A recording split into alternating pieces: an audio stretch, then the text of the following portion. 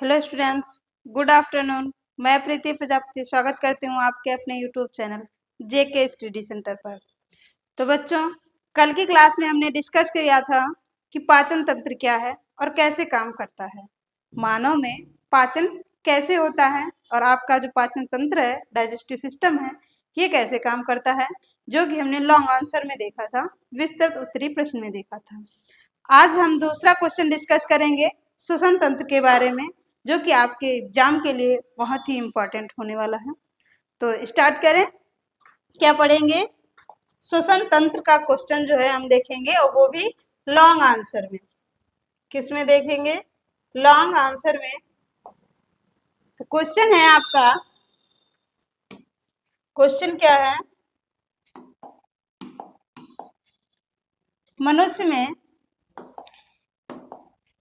मनुष्य के श्वसन अंगों का नामांकित चित्र बनाकर उनके कार्यों का वर्णन कीजिए।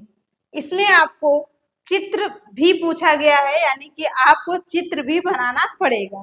क्वेश्चन अगर नामांकित चित्र का मतलब है आप उसका चित्र बनाइए। किसका बनाएंगे? श्वसन अंगों का, यानी कि श्वसन तंत्र का आप चित्र बनाएंगे। और साथ ही साथ नामांकित चित्र का मतलब है उसके नाम भी अंकित करने हैं आपको, उसके नाम भी लिखने हैं, यानी कि अंगों के नाम भी लिखने हैं। तो नामांकित चित्र बनाना है और साथ ही साथ उनके कार्यों का वर्णन करना है, जो कि अंग उसमें काम आए हैं, यानी कि आपके श्वसन तंत्र में जितने भी अंग काम करते हैं उन अंगों का नाम लिखना है और उनके कार्य भी लिखने हैं। या फिर आपसे क्वेश्चन ऐसे पूछा जा सकता है, डायाफ्राम क्या है और यह कहाँ पाया जाता है, ये भी आपको यहाँ से पूछा जा सकता है। तो आंसर में क्या लिखेंगे? सबसे पहले आप मनुष्य के श्वसनांग या फिर श्वसन तंत्र। क्या होता है? श्वसन अंग में जितने भी श्वसन में भाग लेते हैं, जितने भी अंग, उन सब अंगों को मिलाकर के क्या बोल देते हैं? हम तंत्र बोल देते हैं, श्वसन तंत्र बोलेंगे। तो सबसे पहले हम नासिका एवं नासा मार्ग यानी कि नोज की बात करेंगे। सबसे पहले आप क्या करते हैं? आप जब सांस लेते हैं तो सबसे पहले वायु कहाँ जाती है? नाक में जाती है, यानी नासा द्वार में जाती है। तो सबसे पहले हम नाक की बात करेंगे या फिर नासा मार्ग की बात करेंगे। तो आप जानते हैं नाक क्या है? चेहरे पर स्थित नासिका बाहर दो बाह्य नासा छिद्रों, जिन्हें नॉस्ट्रिल्स कहते हैं, के द्वारा खुलती है। कहने का मतलब आपकी जो नाक है ये चेहरे पर स्थित है और इसमें दो नासा द्वार पाए जाते हैं। आप ऐसे सरल भाषा में लिख सकते हैं। नासा मार्ग में इसी कारण एक चिकना पतला तरल श्लेष्मा झिल्ली से स्रावित होकर रहता है। कहने का मतलब जो नॉस्ट्रिल्स हैं, जो आपके नासाद्वार हैं, यहाँ पर एक पतला चिपचिपा पदार्थ भी स्रावित होता है। किसके द्वारा? श्लेष्मक झिल्ली के द्वारा श्लेष्मा यानी तरल पदार्थ स्रावित होता है। नासा मार्ग मुख गुहा के ऊपर उपस्थित तालु कठोर व मुलायम के ऊपर स्थित होता है तथा काफी भीतर ग्रसनी में खुलता है। जो आपका नासा द्वार है ये कहाँ खुलता है? ग्रसनी में आकर खुलता है। और यहीं से हमने जब पढ़ा था पाचन, तब बताया था कि जो पाचन नली है यानी मुख गुहा है, ये भी कहाँ खुलती है? ग्रसनी में खुलती है या फेरिंग्स में खुलती है। तो जो आपका नासा द्वार है, यानी कि वायु भी कहाँ से आएगी? वायु भी नाक से होती हुई कहाँ? ग्रसनी में आएगी।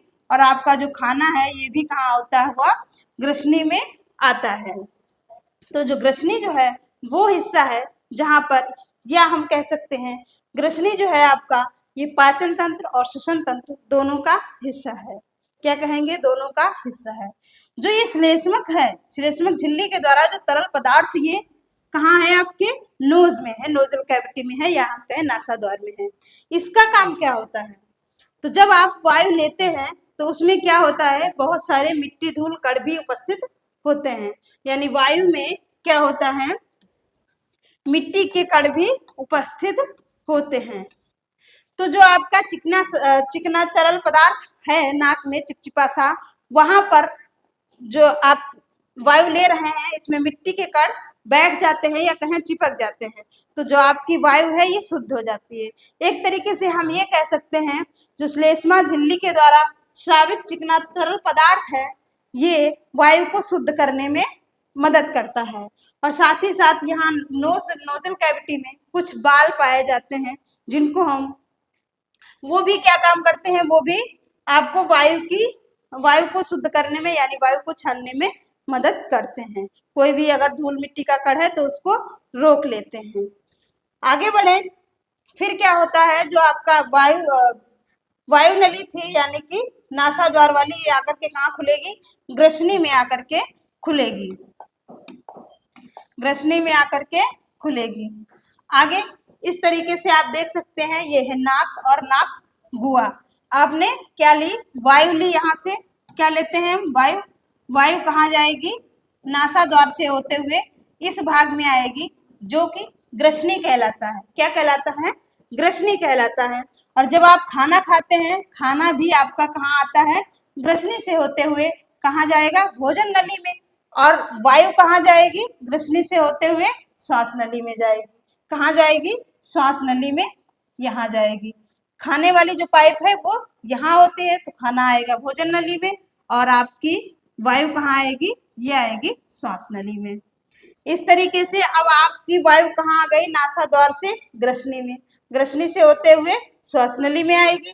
तो अब हमें पढ़ना है श्वास नली के बारे में। क्या पढ़ेंगे, कंठ या फिर स्वर यंत्र, लैरिंग्स के बारे में पहले हम देख लेते हैं, ये क्या है। तो ग्रसनी के भीतरी भाग में निगल द्वार से पहले एक छिद्र होता है, इसे घाटी, कंठ द्वार या फिर ग्लॉटिस कहते हैं। इसको ढकते हुए उपस्थित का बना एक घाटी ढक्कन होता है, जिसको एपिग्लॉटिस कहते हैं। कहने का मतलब इस छिद्र को ढकने के लिए एक ढक्कन सा होता है, जिसको क्या कहते हैं, एपिग्लॉटिस कहते हैं। जैसे ये आपकी ग्रसनी थी, ये क्या थी, नासा द्वार से आई हुई यहाँ पर ग्रसनी थी, और ग्रसनी के ऊपर एक क्या होता है, छिद्र सा होता है।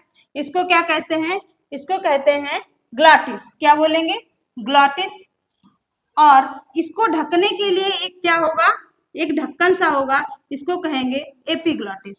याद रहेगा, इसको ढकने के लिए एपिग्लॉटिस, इसको क्या कहेंगे, एपिग्लॉटिस कहते हैं। जो भोजन निगलते समय घाटी को बंद कर लेता है। कहने का मतलब खाना श्वास नली में ना चले जाए, इसलिए ये ढक्कन बंद हो जाता है। आगे बढ़े, अब आता है आपका श्वास नली। अब वायु कहाँ आ जाएगी, श्वास नली में आ जाएगी। तो अब हम पढ़ेंगे श्वास नली, जिसको कहते हैं ट्रेकिया। क्या बोलेंगे, ट्रेकिया। इसे ही हम क्या कहते हैं, श्वास नली को ट्रेकिया भी कहते हैं। घाटी द्वार से संबंधित इसके पीछे गर्दन में सामने की ओर स्थित या 10 से 11 सेंटीमीटर लंबी 1.52 सेंटीमीटर व्यास की नली होती है। कितनी लंबी, 10 से 11 सेंटीमीटर लंबी, और व्यास का मतलब ये इसकी जो मोटाई होगी वो कितनी होगी, 1.5 से 2 सेंटीमीटर। सीने में पहुंचकर यह 2 छोटी नलिकाओं में बट जाती है, जिन्हें श्वसनिया या फिर हम इंग्लिश में ब्रोंकाई कहते हैं। क्या कहते हैं, ब्रोंकाई। जैसे कि मैं आपको दिखाऊं, ये है आपकी ट्रेकिया यानी कि श्वास नली। ये क्या है, श्वास नली। इसके बाद में ये 2 भागों में बट गई और कहाँ चली गई, दोनों फेफड़ों में, दोनों फेफड़ों में चली गई। ये आपकी पहले क्या थी, ट्रेकिया थी यानी कि श्वास नली थी। जब ये 2 भागों में बट गई दोनों फेफड़ों की ओर, तो इसको क्या नाम दे दिया गया, श्वसनिया या फिर श्वास नलियां। इंग्लिश में बोले ब्रोंकाई। क्या बोलेंगे इंग्लिश में, ब्रोंकाई। जब यह 2 भागों में बटती है तो इसको क्या बोलते हैं, ब्रोंकाई बोलते हैं। अब क्या होगा, अगला विभाजन देखेंगे। ब्रोंकाई हो गया। इसके बाद में प्रत्येक श्वसनी यानी कि जो ब्रोंकाई थी अपनी ओर के फेफड़ों में चली जाती है। ब्रोंकाई कहाँ जाएगी, दोनों ओर फेफड़ों में चली जाएगी, और विभिन्न शाखाओं दर शाखाओं में बट जाती है। कहने का मतलब जो आपकी ट्रेकिया थी ये कहाँ जाएगी, पहले तो दोनों फेफड़ों में जाएगी इस तरीके से। अब क्या होगा, ये दोनों फेफड़ों में जा करके फिर से बहुत सारी शाखाओं में विभाजित हो जाएगी। क्या बोलेंगे, बहुत सारी शाखाओं में विभाजित हो जाती है। श्वास नली की भित्ति में 16 से 20 तक उपस्थितियों के अधूरे छल्ले होते हैं। ये छल्ले सी आकार के तथा पीछे की ओर अधूरे होते हैं। जो आपकी श्वास नली थी इसमें क्या थे, इस तरीके से सी आकार की रिंग्स दिखाई देती हैं ऊपर की ओर। क्या बोलेंगे, सी आकार की रिंग्स दिखाई देती हैं जो कि सी आकार की होती हैं। अब क्या होगा, जो आपकी ट्रेकिया थी ये दो भागों में विभाजित हो गई, जिसको हमने क्या नाम दिया, ब्रोंकाई। और ब्रोंकाई आगे फिर से कई शाखाओं में डिवाइड होती है। किसमें, फेफड़े में। तो हम पढ़ेंगे फेफड़ों के बारे में। किसके बारे में पढ़ेंगे, फेफड़ों के बारे में। फेफड़े को ही हम फुफ्फुस, इंग्लिश में लंग्स कहते हैं। संख्या में कितने होते हैं, 2 होते हैं। हमारे जो आपके फेफड़े हैं प्रधान श्वसन अंग है। कहने का मतलब मुख्य श्वसन अंग है। क्या बोलेंगे, मुख्य श्वसन अंग कौन है, फेफड़ा। अब आप सोच रहे होंगे कि सांस तो हम नाक से ले रहे हैं, फिर श्वसन अंग मुख्य जो है वो फेफड़ा कैसे हो गया। तो आगे अभी क्लियर हो जाएगा कि इसको हम मुख्य श्वसन अंग क्यों कहते हैं। ये वक्ष गुहा यानी थोरैसिक कैविटी में हृदय के इधर उधर स्थित होते हैं। यानी आपका हृदय कहाँ होगा, बीच में होता है और थोड़ा सा बाईं ओर झुका होता है। इसलिए आपने देखा होगा चित्र में बायां वाला जो फेफड़ा होता है वो हल्का सा छोटा दिखाई देता है। कैसा दिखाई देता है, यहाँ पर धंसा हुआ यानी छोटा सा दिखाई देता है, क्योंकि यहाँ पर आपका हृदय स्थित होता है। कहाँ स्थित है फेफड़े, वक्ष गुहा में स्थित है, थोरैसिक कैविटी में स्थित है। गहरे कत्थई सलेटी रंग के अत्यंत कोमल तथा लचीले अंग हैं। कैसे कलर के हैं, सलेटी कलर के हैं और बहुत ही मुलायम अंग हैं। प्रत्येक फेफड़े के चारों ओर पतली एवं दोहरी झिल्ली से बनी एक फुफ्फुस गुहा, जिसको कहेंगे प्लूरल कैविटी होती है। इसमें एक लसलसा तरल भरा रहता है। झिल्लियों को फुफ्फुस आवरण यानी प्लूरा कहा जाता है। जो आपके फेफड़े हैं इनके चारों तरफ कैसी झिल्ली होती है, दोहरी झिल्ली होती है और यहाँ पर एक कैविटी होती है, इसमें द्रव भरा होता है जिसको बोलते हैं प्लूरल फ्लूइड। क्या बोलेंगे, फेफड़ी या फुफ्फुसी द्रव। क्या बोलेंगे, फुफ्फुसी द्रव। और इस झिल्ली को क्या नाम देते हैं, प्लूरा झिल्ली। क्या बोलेंगे, प्लूरा मेम्ब्रेन या फिर फुफ्फुस आवरण। क्या कहेंगे, फुफ्फुस आवरण। यह गुहा तथा इसका तरल फेफड़ों की सुरक्षा करता है। जो इसमें तरल भरा हुआ है और जो ये झिल्ली है ये क्या कर रही है, फेफड़े को प्रोटेक्ट कर रही है, फेफड़े को सुरक्षा प्रदान करती है। आगे बढ़े, आगे है तो इस तरीके से आपका ये क्वेश्चन जो है श्वसन तंत्र का कंप्लीट होता है। बाकी की जो इसमें क्रिया क्या होती है ये भी मैं आपको समझा दूं। इस जो आपकी ये ब्रोंकाई थी, ब्रोंकाई बहुत सारे किसमें डिवाइड हो जाती है, शाखाओं में डिवाइड हो जाती है, जिनको ब्रोंकोल्स कहते हैं। क्या बोलेंगे, ब्रोंकोल्स कहते हैं। और फिर इन्हीं ब्रोंकोल्स में फिर से अंगूर नुमा संरचना बन जाती है बहुत सारी, जिनको कहते हैं एल्वियोलाई। क्या बोलेंगे, एल्वियोलाई या फिर कूपिकाएं। क्या बोलेंगे, कूपिकाएं। और यहीं पर होता है, कूपिकाओं में होता है गैसों का आदान प्रदान। यानी कि जो यहाँ कार्बन डाइऑक्साइड थी वो कहाँ चली जाएगी, वापस ट्रेकिया के द्वारा और नाक के द्वारा बाहर। और जो वहां से ऑक्सीजन थी वो यहाँ रुक जाएगी। यानी कि जो आपका ब्लड भरा होता है यहाँ पर फेफड़ों में, ये क्या करता है, ऑक्सीजन को अपने साथ जोड़ लेता है। तो यहाँ पर क्या होता है, गैसों का आदान प्रदान होता है, कहाँ पर, फेफड़ों की एल्वियोलाई में। तो इस तरीके से आपको लिखना है श्वसन तंत्र में। आगे बढ़ें और अगला क्वेश्चन है, हृदय के कार्यों को संक्षिप्त में समझाइए। मानव हृदय पर संक्षिप्त टिप्पणी लिखिए। इस तरीके से आपको क्वेश्चन पूछा जा सकता है। या तो ये पूछ सकता है कि हृदय के कार्यों को संक्षेप में लिखना है, या फिर मानव हृदय पर संक्षिप्त टिप्पणी लिखनी है। यानी मानव का हृदय क्या है और कैसे काम करता है, ये आपको क्वेश्चन में पूछा गया है और आंसर में आपको लिखना है। शुरू करेंगे यहाँ से, मनुष्य के हृदय की आंतरिक संरचना। ये आपकी हेडिंग हो जाएगी, ये आपको हेडिंग डालनी है। इसके बाद यहाँ से लिखना है कि मनुष्य का हृदय एक कोमल पेशी अंग है। कैसा अंग है? पेशी अंग होने का मतलब इसमें सिर्फ मांसपेशियां हैं, कोई अस्थि नहीं, कोई उपास्थि नहीं होगी। क्या होगी? सिर्फ मांसपेशियां होगी। और कहाँ स्थित है? जो कि वक्ष गुहा में डायाफ्राम के ऊपर दोनों फेफड़ों के बीच कुछ बाईं ओर स्थित होता है। फेफड़ों के बीच में और कहाँ पर?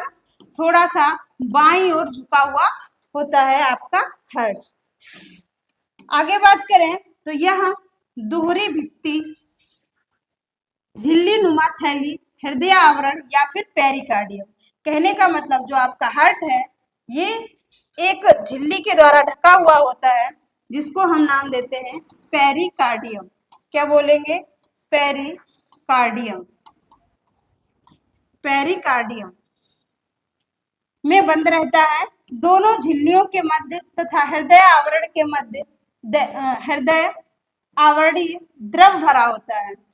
तो दोहरी झिल्ली होगी और साथ ही साथ हृदय भित्ति होगी। इस भित्ति के बीच में एक क्या भरा हुआ है? द्रव भरा हुआ है, जिसको बोलेंगे हृदय आवरणीय द्रव। क्या काम करता है? तो हृदय को धक्के से बचाता है, हृदय की रक्षा करता है, हृदय को प्रोटेक्ट करता है। और ये बनी किसकी होती है? तो ये भी मांसपेशियों का बना होता है, जो आपका आवरण है यानी झिल्ली है, हृदय का आवरण या फिर हृदय की झिल्ली। तो इस तरीके से आपकी हृदय के बारे में कुछ इंस्ट्रक्शन थी।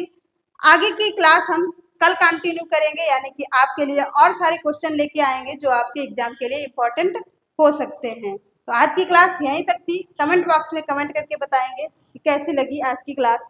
Thank you.